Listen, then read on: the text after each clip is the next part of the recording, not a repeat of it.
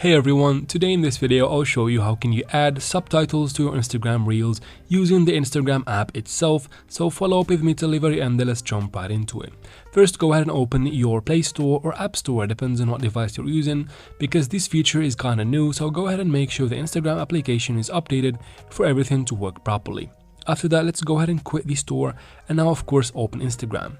You have to be logged into your account, and then let's start by tapping the plus button in the bottom of the screen to start creating a reel. Now scroll down and choose reel right here, import your reel video, and in these options you find this new button that says C, that is the captions button.